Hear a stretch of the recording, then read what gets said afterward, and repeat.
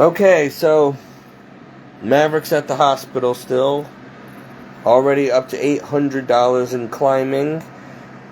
I got disqualified for some reason from Pet Care Credit and from Wells Fargo. My credit's pretty good. I don't have any outstanding balances or bills. I don't have bankruptcy. I don't own anything. I don't have any mortgages or anything out that should disqualify me.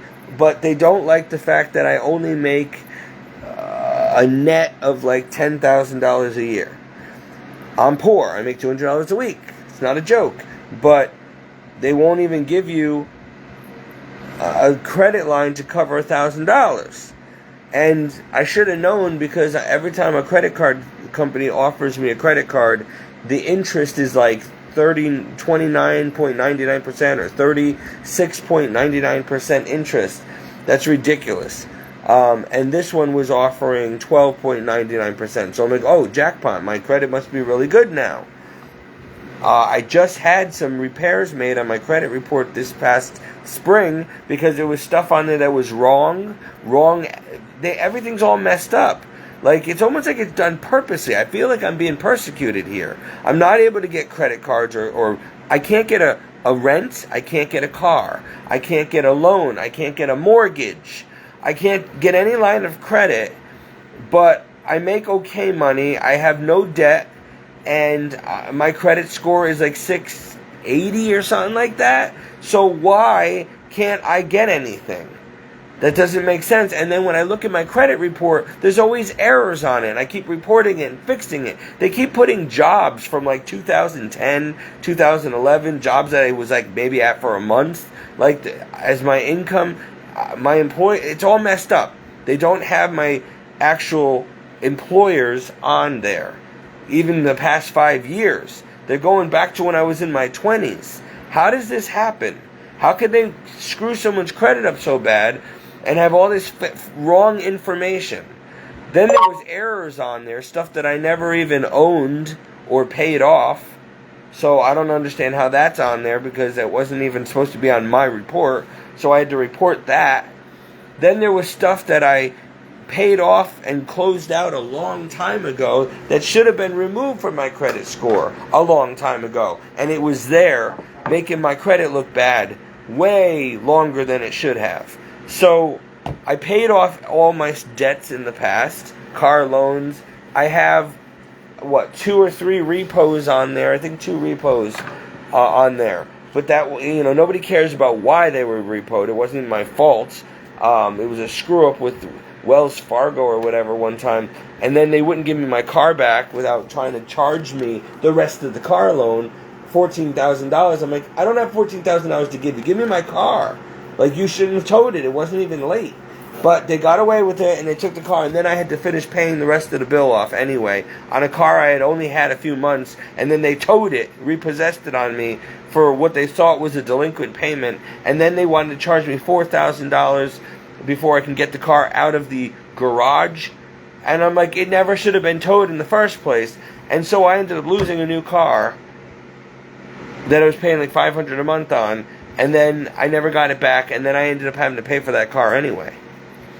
And that also happened with the GMC later on. I ended up being late on one payment, and they towed it on me while I was on vacation.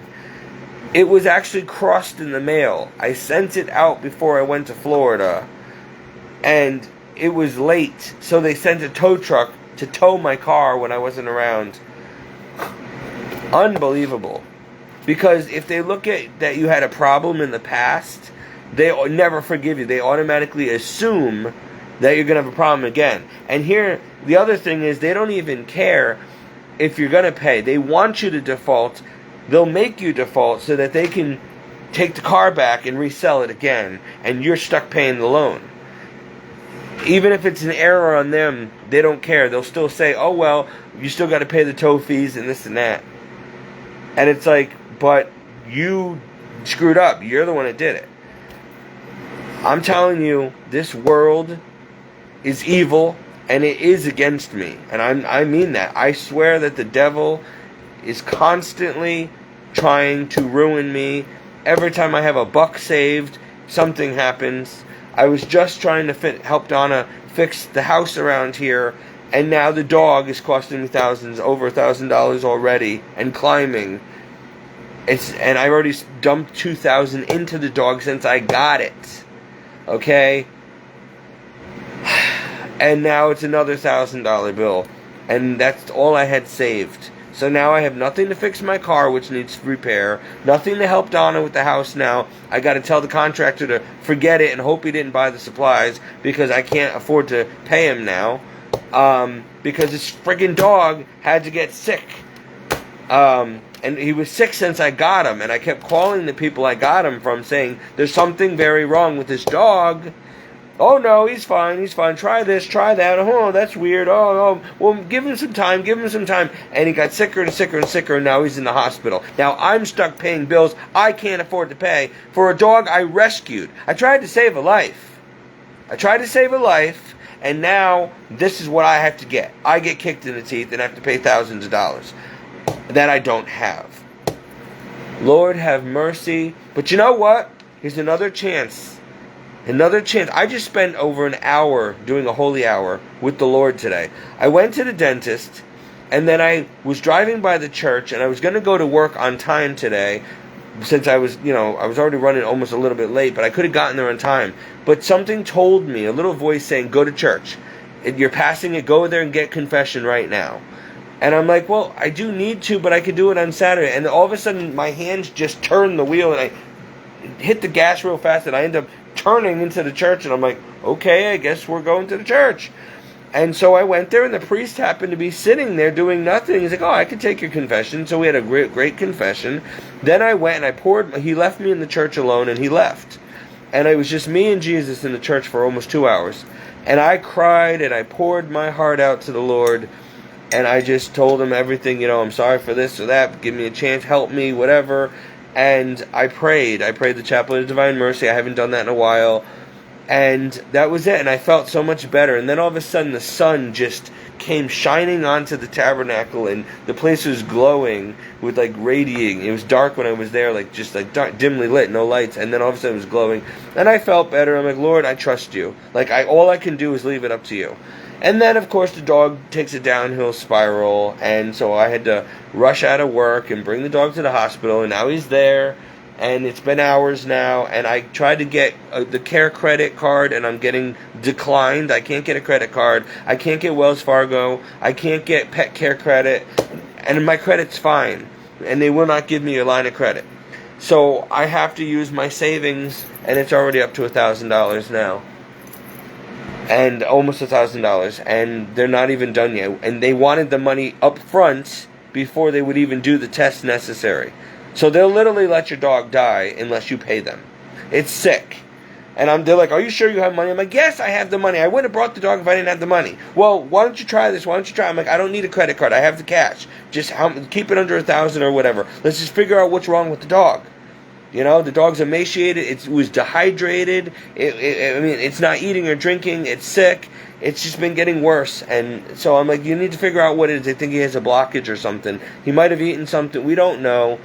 So I will find out now. They're going to do x-rays, and they're going to do blood work and all that. And then they're going to tell me, okay, that's over. They took the $800 already as a down payment. And then they said, well, we'll have to, if it goes over $1,000, we'll have to work with you. And I'm like, let's hope it doesn't go over $1,000, because it's all I have left in my life. And it was supposed to fix the car, and I was supposed to pay the contractor to help Donna around the house. Now I'm going to be out of money again. I only make $200 a week.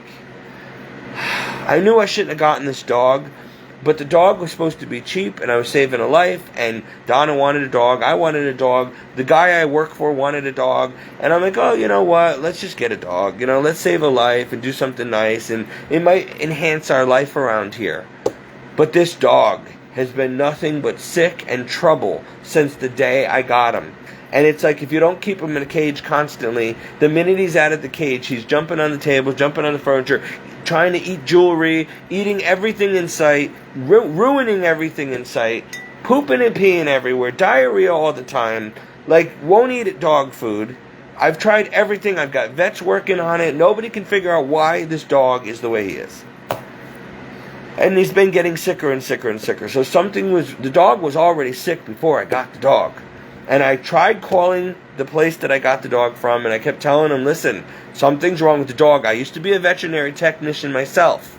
I know what I'm talking about. This isn't just anxiety or getting used to his environment or a matter of a change in food. This is something wrong. And it's been going, and the dog's emaciated now, and he eats like an elephant, and yet the past 3 days he won't eat or drink anything, and yet he started vomiting up so much water, like this yellow fluid, bile, that he's literally dehydrated dangerously, because what his body is doing is it's trying to, I don't know, vomit. It's taking all the fluids out of his body and throwing it up. The dog has never drank that much in his life, and yet he's throwing up bowls of water, and I know he hasn't drank anything in days. So that something's shutting down, and he just looked so sad. He looked at me, and he was so sad, and he didn't want to leave my side, and he just was like, and he's just gaunt, and I was like, this is terrible. I got to take him to the hospital, and they're nervous now. They don't know if it's his pancreas, something ruptured. It could be something called bloat. It could be cancer. We don't know. So now I got to do all this stuff to figure it out. It's like having a child, And the poor dog, he's young, he's cute, and he was just I thought he was starting to come along, but it turns out it's just that he's been getting so sick that he hasn't been being disobedient, he hasn't been running off anymore, because now he's not moving at all. So I'm like, oh, you're finally listening, you're finally starting to learn. No, it's because he's losing energy and he's like shaking and sick. So why can't I even just get a dog without having a problem? Like the last time I got a dog, 20 years ago, the thing cost me $10,000 within the first 2 weeks, because it ended up in an incubator in a hospital for 2 weeks. It was taken away from its mother in a puppy mill too early, got very sick, heart problems, kidney problems, an open fontanelle, all kinds of stuff, and I had to pay $1,500 at the time for that dog in a pet store, and then the thing got so sick. But she turned out to be an amazing dog. But I was in debt for so many years for that dog. Then my girlfriend at the time brought another dog and I had 2 Chihuahuas. And he was diabetic. So the insulin every day, twice a day, cost me thousands a month. I mean, I just constantly get slammed with bills and debts. And it's like something's always going wrong. It's not normal. It's not normal. And so it doesn't matter how much I make or whatever, I can't hold on to it. Something's always breaking or getting sick or whatever, and then I get sick all the time. How many surgeries I've had, car accidents, like it's just constantly. So I should not have gotten the dog, but I'm like, how bad could it be? I'm financially okay right now, and I could use a little fun and love and somebody to go for walks with me and go to the beach with me, because I haven't gone anywhere this summer. And I'm like, when I go to the beach by myself, I look like there's nobody, like people act weird around me because I'm like by myself. And it's like when I go to swim with people, they all get out of the water like I'm some creep or pedophile or something. They're like, come on, and they take their kids and they pull their kids away. And it's like, because it is weird to have a guy my age just at the beach by himself, right? I should have a girlfriend with me or kids of my own or something, But people are just crazy. So I can't even just enjoy the beach. So I got the dog, and I'm like, okay, I'll bring the dog to the beach. When I go hiking, nobody likes to go hiking by themselves. Nobody likes to do anything by themselves all the time, and I'm always by myself, so I got a dog, okay? But now I'm paying for it. Now I am paying for it. I already didn't have enough to live as it was. They told me the dog was healthy. They told me all this stuff. It was all baloney. Baloney. Everything they said about this dog was a lie. Because this dog, as cute as he is, and I'm attached to him now, and he really could be sweet, and I know he's special needs. He's like definitely special needs. There's something wrong with this dog mentally. He's got anxiety. He's a lot of maintenance. But that's what I do. I take care of people. I've always been in the medical field, veterinary, elderly, senior care, lifeguarding, terrorist training, all that stuff. I've always been in the caregiving field of one way or another. I've taken care of so many sick and dying people in my life. And it's like, so I figured, okay, I don't want this dog to go to a bad home. I'll give him a good home and a good life. At least I'll know he's safe and not being abused anymore. But the damage was done. So no, I would not have taken this dog had I known all of the problems and why people didn't want this dog. They don't tell you why. They're just in such a rush to, oh, here, adopt him, he's great. Yeah, right. I asked them, is he housebroken? I asked them, is he well? I asked them, is he any kind of mental problems or behavior problems? Oh, no, he's sweet. Oh, he's this. Well, then he's such a good-looking dog, why does nobody want him? Why has he been bounced from home to home? Now I know why. He is like Dennis the Menace with rabies. But I even throw holy water at him, and that works. But I got him now, and I'm not going to give up on him and send him back because he's attached to me now. And it's like, I'm trying to grow in virtue and say, okay, I need to learn patience and love and mercy and tolerance. And if I'm going to have kids one day, which is probably not, I can't be yelling at them every time they have a dirty diaper or they break something or eat something, right? So I just got to get used to... So I'm trying my parenting skills now. Trying to grow in patience. It's okay, you pooped all over the bed again. Not a problem. Even though I don't have any more sheets, it's okay. Aren't you cute? You know? But after a while, it's like, dog, if you weren't already dying, it's like... So, and then I'm like, Donna, you deal with it. I can't. Or I put him in the cage because it's just like, after a while, it's just nonstop. He'll jump on the table while we're eating and snatch a steak off your plate real fast before you even know what hit. This dog jumps high, he's fast like lightning, and he's a thief. And he will literally, like, I have gates up all over the house. You can't even move from room to room. He will watch, and he could be 10 feet away. And by the time you open that gate and try to get through the gate and close it, he's out through the gate or over it. Like, he's lightning speed. But the past couple of days, I knew something was wrong because he hasn't even been attempting it. He's just been mush and not doing anything. I'm like, something's wrong. And then the vomiting and all this other stuff. And so, yeah, he's probably really sick. I hope I don't have to put him down, the poor thing. But I can't afford thousands of dollars. If it goes over $1,000, I don't know what I'm going to do. And it would be real nice if the people at the adoption place in Tennessee not only took him back, but gave me my money back. Because $550 for what? Plus another almost what? $1,200, $2,000 already on all these foods and all these special things he needs and gates and crates and all this stuff. And it's like it's never enough. And I spoil my animal. I like to... before we got him, I already had like a baby room set up with everything he could possibly need. Stuff I probably shouldn't have bought. But I just wanted to make sure the dog had a really good life and a smooth transition, and it was like a baby was coming. You know how you get the nursery all ready, and you want to make sure you get all the stuff and everything's ready. And we were excited. And then all of a sudden, Rosemary's Baby shows up. It was The Exorcist. And I'm like, what did I do? So, hindsight's 20/20. But you know what? I tell people, especially Christians, watch your mouth. Because people had to say negative things before I even got this dog. And what do you think happened now? Oh, you're going to have problems. You can't afford it. What if he gets sick? Blah, blah, blah. The dog's going to be a nightmare. Don't do this. Blah, blah. Nobody said anything nice. It was just curse, curse, curse. Negative, negative, negative for 2 weeks before I got the dog.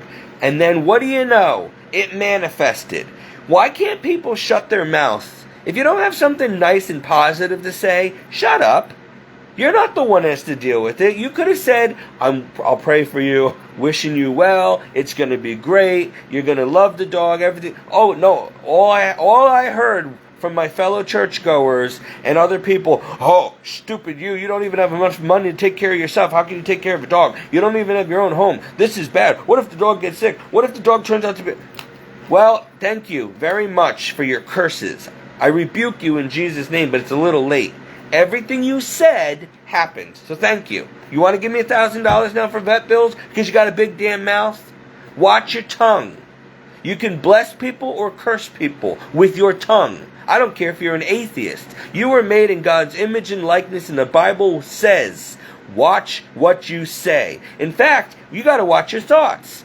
Because as much as a man thinketh he is, so is he, the Bible says.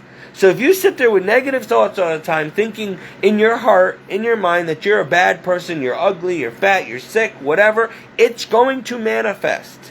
Thought creates. Words create. When a word comes out of your mouth, it's out there into the universe, and it will create a ripple effect, for good or bad. So that's why Jesus said, a wise man speaks few words, and if you don't have something nice to say, don't say anything at all. Because you're cursing people. Like you're cursing yourself, you're cursing other people, you're making people sick. You can kill somebody with your words. Yes. Why do you think prayer is so powerful? Why do you think witchcraft is powerful? It's your words. Because you were created in an image and likeness of God, so you've been given the power of the tongue. It is to be used for good, for preaching and exalting and extorting, and for, chastising and important things, edification, healing, life. Speak life. Choose life. People run around with their mouth is just nothing but maggots and death, proclaiming over everybody and everything, out of jealousy, out of envy, out of anger, out of hatred. Shut up. So thank you again, people, all of you out there who had nothing but negative things to speak over me about this dog from the minute you found out I was getting it. It's like I'm afraid to tell anybody anything, because all I ever get from my family, friends, everybody is nothing. Now the Bible also says not to worry. Worry is a sin. This is why. If you're going to sit there and worry about things before they even happen, this could happen, it could happen, it might happen, you'll never leave your house. You could fall down the stairs and get hit by a car. You're going to leave, you got to go to the store at some point, right? You're going to get on an airplane, oh, it might crash. Maybe it will, but you can't worry about it, or you'll never fly. And I'm terrified of flying, and I've been through plane crashes, but I still get back on them. I've fallen off horses, I get back on them. I've drowned, I still go in the water. You either let it paralyze you, or you keep on moving. That's it. And if you're a godly person, you don't need to worry so much, because you know that God is with you.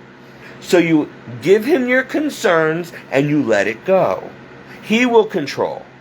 Okay? So when people sit there, oh, well, I'm just worried for you, Stephen. Stop. Stop worrying.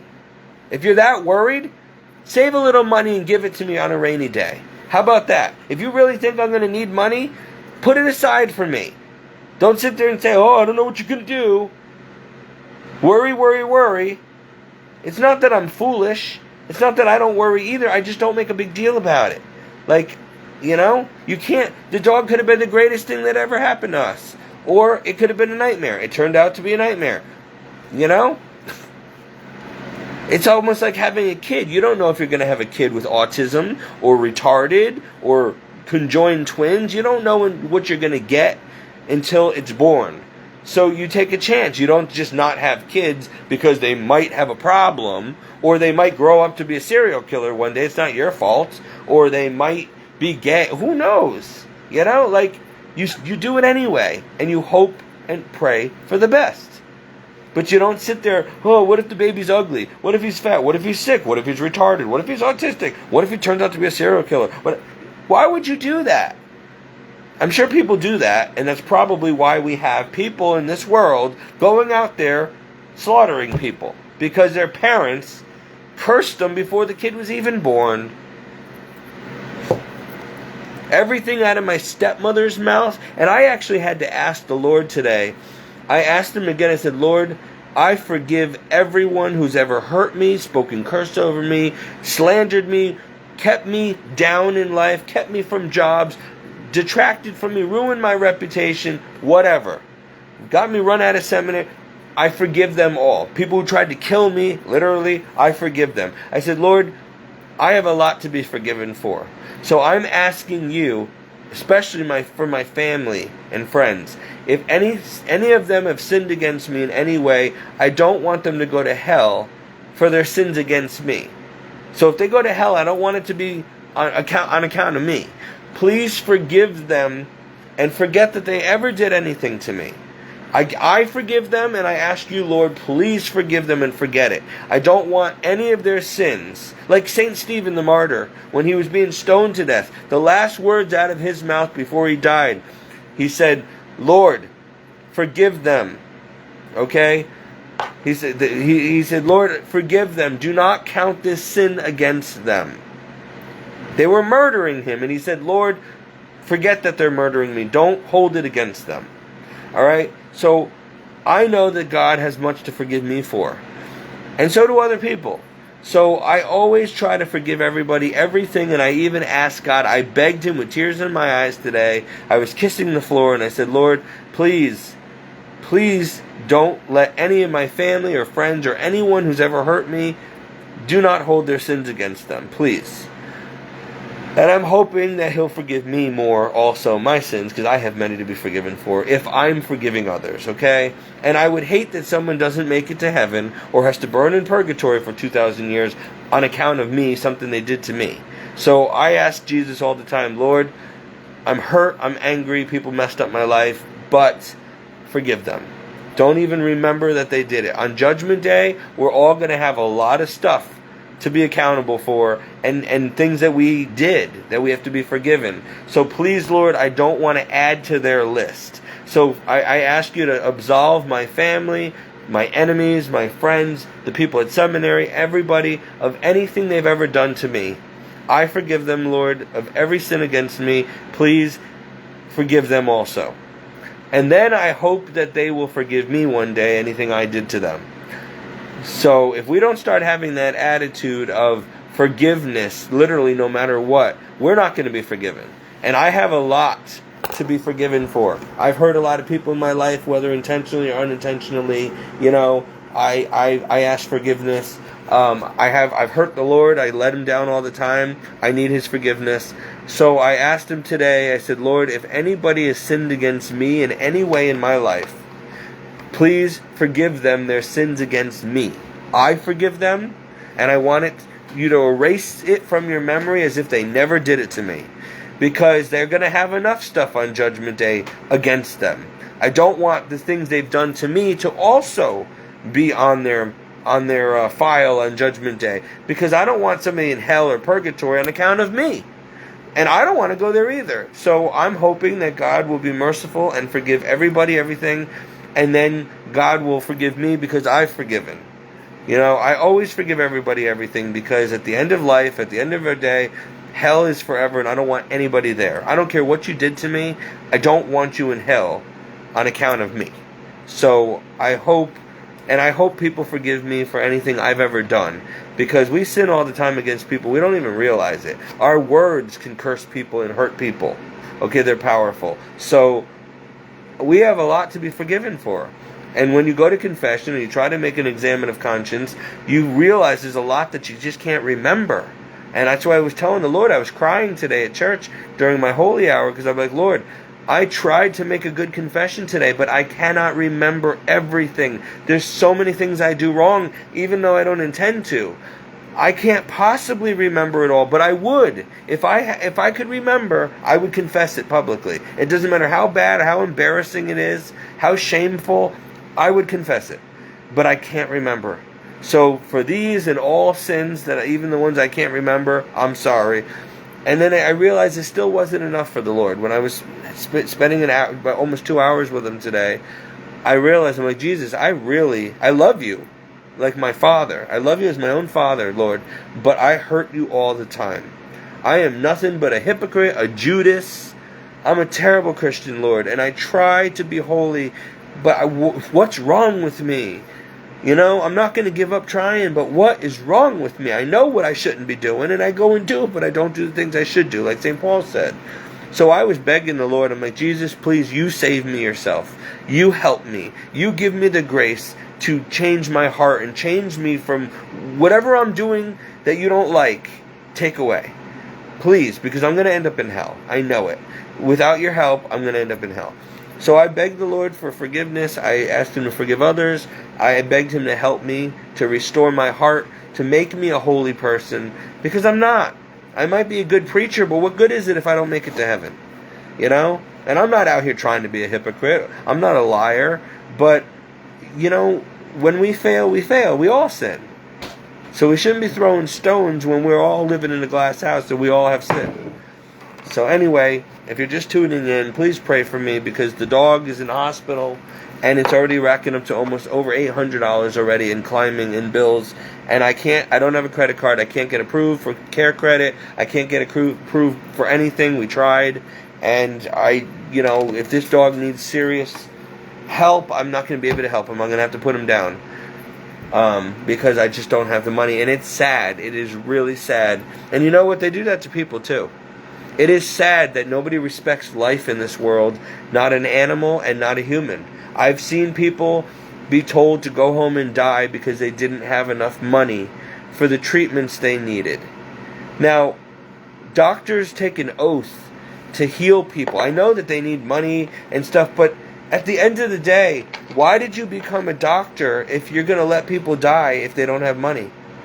Like, you're supposed to be doing this not for the money, but because you have the power and knowledge to save lives. Okay? Once they're dead, eternity's forever. Why would you say, oh, I'm sorry, try to get the money, if not, I guess we're just going to have to pull the plug, or I guess you're not going to get the surgery. And they do it all the time.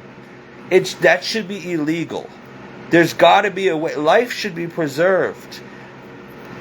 And even for my dog. And that's why my other two dogs had to be put down prematurely back in 2016. My paycheck didn't clear. Something went wrong, and I didn't have the paycheck in my bank account on that Friday. Somebody screwed up, or they left early in HR, and they didn't give me my money on time, so I had to wait past the weekend. Okay, they did that often to me at that job. It wasn't fair, and so I couldn't go shopping or do anything on the weekend because my paycheck wasn't there. Well, the dogs needed to go to the hospital. It was an emergency. They needed blood work. So they took the dog and they did all this blood work on my dog.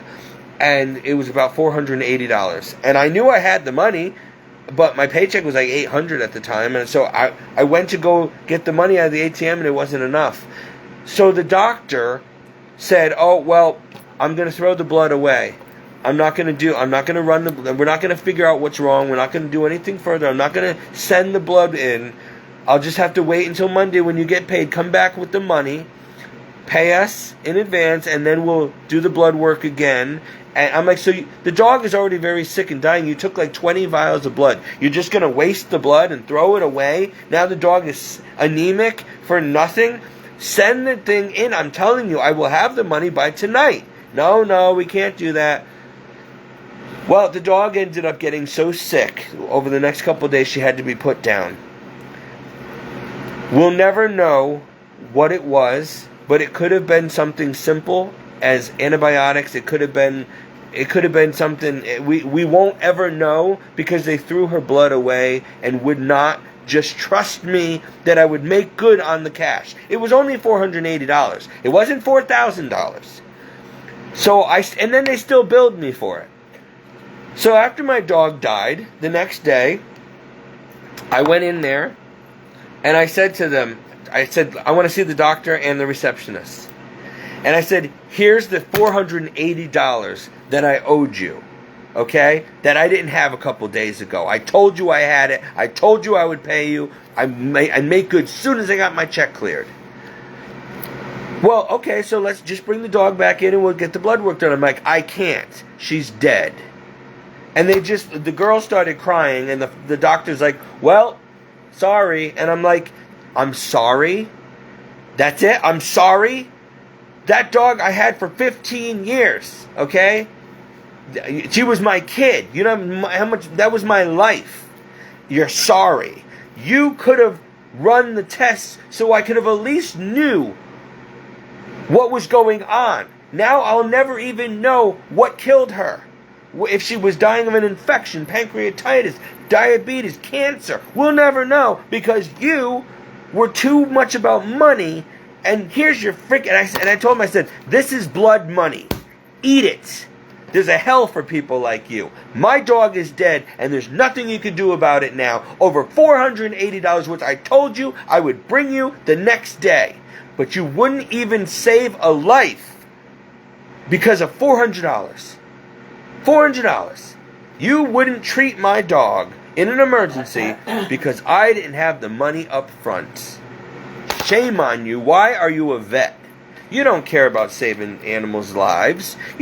Doctors don't care about people. It's all about the money. They want to see the money up front. And that's what they just did to me tonight. Well, you're going to have to give us $800 right now because that's how much it's already costing right now. And we didn't even run all the tests yet. So give us the $800 now on your card, and then we'll call you back before we do anything further and let you know how much you're going to need. So it's like, okay, so now we're going to be over to almost $1,000, and they're going to call me up and let me know what to do next. And eventually, I'm going to run out of my savings. I have like very little left. So what happens if they call me back and say I need another $1,000 to save my dog tonight? I don't have it. I couldn't get qualified for Care Credit or for Wells Fargo or for credit cards, even though my credit's good. I can't get anything. I haven't been able to get a car loan, a mortgage, a personal loan, nothing. Something's wrong here. My credit's good. But because there's stuff on there going back 10 years from repos and stuff, I have 680 credit. But yet I can't get a credit card or a mortgage or a rent or a lease or anything. What is wrong with this situation? So I feel like it's personal. I really do feel that the government literally finds people like me, and there's many of us, and makes it so we cannot survive, so we can never get credit, so we can never get a home or anything. It's like they keep you down, poor and oppressed. That's Satan. And if you don't think Satan's behind all this, you're wrong. He's behind all money. Money is the root of evil in this world because you see the things people do over money. They will kill you for money. They'll let you die over money. It's all about money. And it's kind of funny because I'm poor, but I am throwing my money out to people. Probably a stupid thing to do, but I'm very generous. All the poor people I know are very generous, and which is why we're poor. We'll never be rich because we're always giving our money away. You're absolutely right. But you know what? Rich people, you stupid rich snobs, you're going to go to hell with all your money. It's easier for a camel to go through the eye of a needle than for a rich person to enter the kingdom of heaven. That's God's word. And that's why. Because you only care about money, and you'll let people and animals die if you don't get your money. You don't care about people or animals in the medical industry. You only care about money. And you overprice everything. Something that should cost 10 cents costs $100. You sit there and you squeeze the dog's butt and abdomen. Oh, that's $200. I did an exam. What do you have, x-ray eyes? All you did was feel the dog. Well, his vitals are good. $400. $400. You stuck a thermometer in the dog's butt and you squeezed his abdomen. Oh, looked at his gums. Oh, he's good. Then I tell you how sick he is. And we better do x-rays then. I didn't know all that. You're not going to know all that just by squeezing the dog on a table and charging me that kind of money because you're a vet. How many people have you already ripped off in your career? Whatever. People can go to hell, honestly. I'm really fed up. Save my dog. Okay? Save my dog. And rich people, start helping people with your money. Because you're going to die sooner than later. And you can't take it with you. And it's going to go to people who don't deserve it and didn't earn it anyway. It ain't going with you. So I suggest you start saving lives and feeding people and helping people and being generous. You don't need another mansion or an extra sports car or a bigger yacht or another plastic surgery.